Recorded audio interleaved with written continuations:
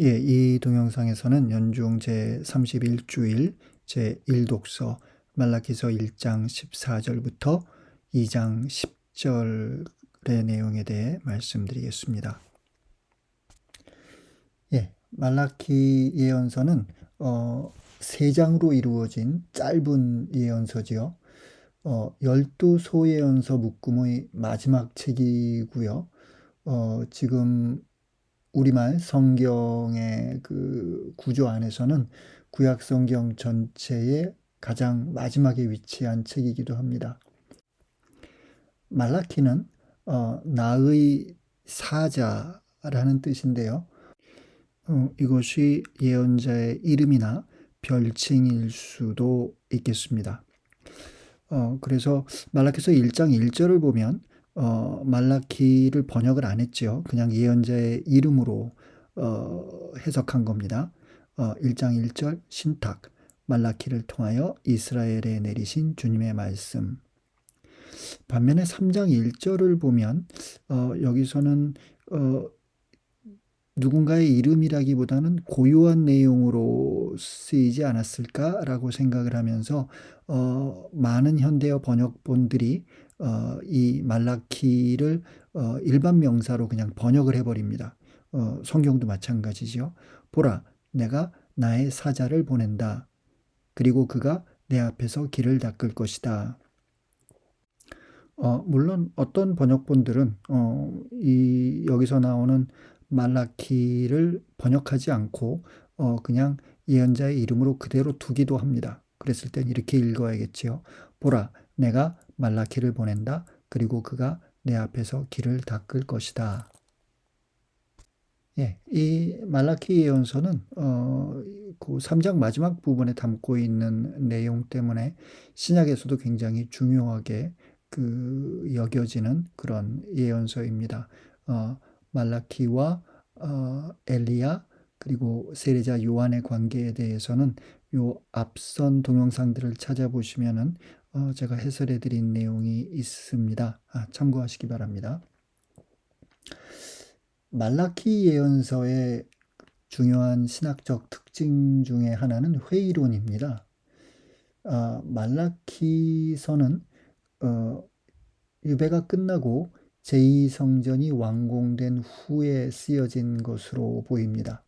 제2성전은 주전 515년경에 완공된 것으로 보이는데요. 말라키서는 따라서 5세기 중반경이 말라키서의 그 저술 연대가 아닐까라고 학자들은 생각합니다. 유다인들은 이제 바빌론에서 유배를 지냈고 50년 정도 되는 기간이지요. 그리고 키루스의 칙령과 함께 유배가 끝납니다. 그리고 큰 희망을 품고 자신들의 땅으로 예루살렘으로 또 돌아오지요. 그런데 유배 중에 이스라엘이 꿈꾸고 고대했던 유토피아가 실현되지 않습니다. 이스라엘이 이루는 그 새로운 하느님 나라는 하느님의 영광을 세상에 드러내고 온 세상 민족들이 그 영광을 보고 예루살렘으로 순례를 올 것이라고 그렇게 그들은 기대했고 또 예언자들은 그런 예언을 남겼지요. 그러면서 그들은 이제 야훼 하느님이 직접 통치하는 그 신정 국가에 대한 어떤 이상을 갖고 있었는데요. 이제 결국 재관들이 통치하는 국가겠지요. 그 통치가 그들에게 결국 실망을 안겨주게 됩니다. 이스라엘은 다시금 경건함을 잃고 이방신들을 섬기기 시작한 것으로 보이고요. 그 사회는 불의와 불안에 휩싸이게 된 것으로 보입니다. 이런 현실에 직면하는 예언자 말라키의 회의로는 어쩌면 너무나 당연한 것이었겠죠.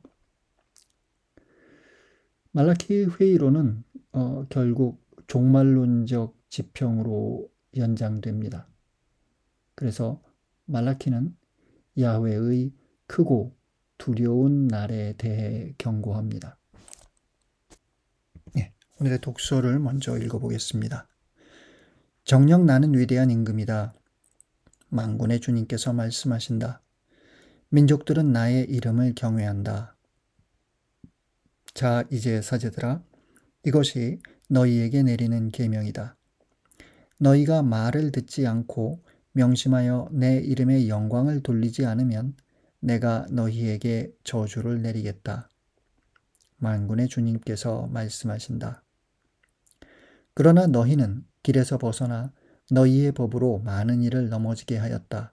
너희는 레위의 계약을 깨뜨렸다. 만군의 주님께서 말씀하신다. 그러므로 나도 너희가 온 백성 앞에서 멸시와 천대를 받게 하리라. 너희는 나의 길을 지키지 않고 법을 공평하게 적용하지 않았다. 우리의 모두의 아버지는 한 분이 아니시냐? 한 분이신 하느님께서 우리를 창조하지 않으셨느냐? 그런데 어찌하여 우리는 서로 배신하며 우리 조상들의 계약을 더럽히는가? 예, 오늘의 독서의 그 앞선 부분이라고 할 수 있는 말라기서 1장 6절부터 14절은 잘못된 경신리에 대한 고발입니다. 예언자는 야훼에 대한 두려움 없이 부정한 제물을 바치는 당시의 경신예를 신랄한 언어로 고발합니다. 그러면서 그 마무리가 오늘 독서를 시작하는 그 1장 14절이죠. 정녕 나는 위대한 임금이다. 만군의 주님께서 말씀하신다. 민족들은 나의 이름을 경외한다. 네, 그런데 이스라엘은 야훼가 얼마나 위대한 임금인지 알아보지도 못하고 야훼를 경외하지도 않는다는 것이죠.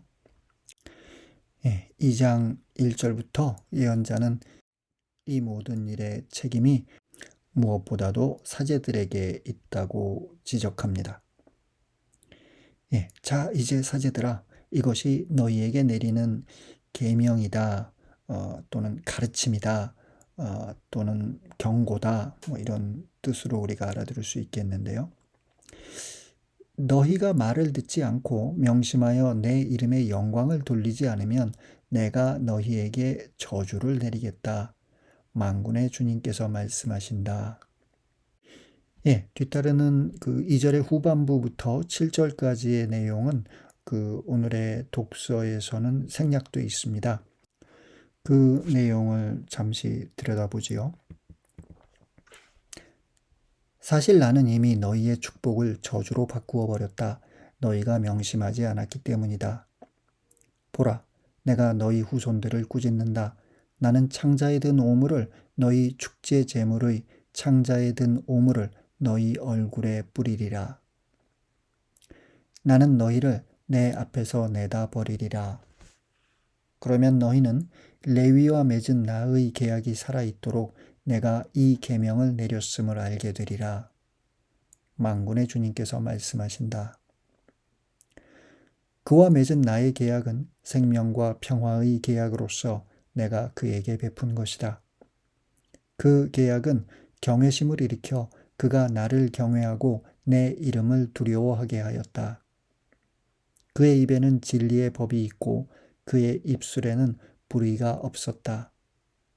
그는 나와 함께 평화롭고 바르게 걸으며 많은 일을 악에서 돌아서게 하였다.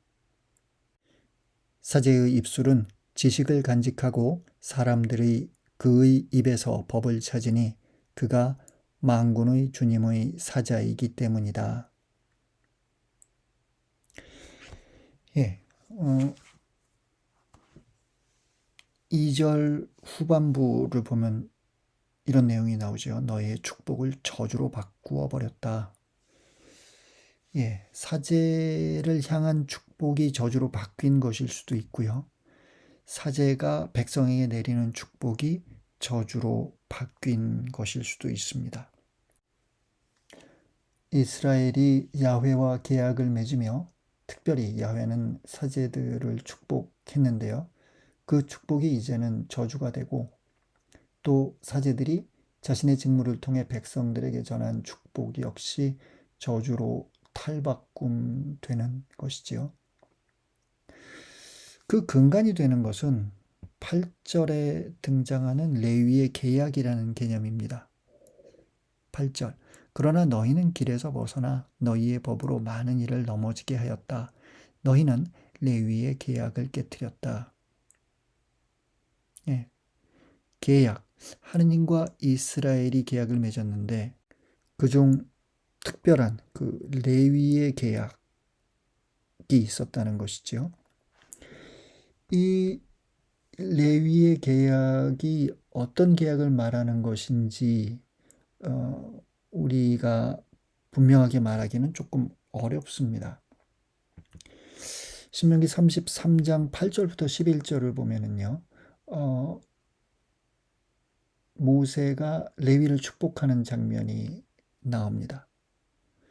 그리고 신명기 17장, 18장, 예레미야서 33장, 느헤미야서 13장 등을 보면요, 레위 지파가 사제직을 수행하는 특별한 지파로서 소개됩니다.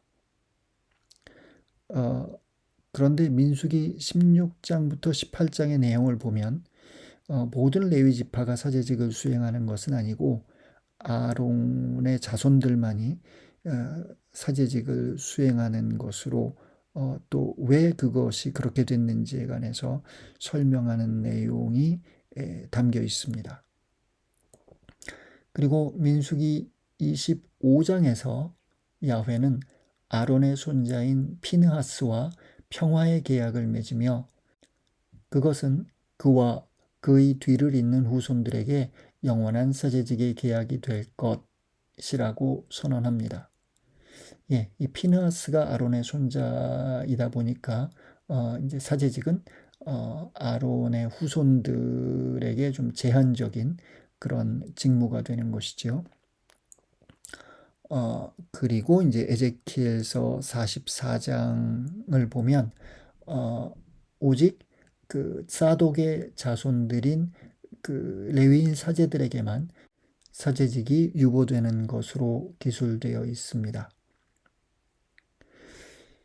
예, 말라기서 2장이 말하는 레위의 계약이 도대체 어떤 계약인지는 분명하지 않지만 확실한 것은 백성을 대신해서 야훼 앞에 나와 제사를 드릴 수 있는 사제의 직무가 레위 지파에 한정되어 있었고 사제들이 야훼를 경외하며 경건한 제사를 드리는 한 야훼는 그들에게 생명과 평화를 약속하였다는 점입니다. 하지만 말라키 예언자의 눈에는 당시 사제들이 그 레위의 계약에 충실하지 않았던 것이지요.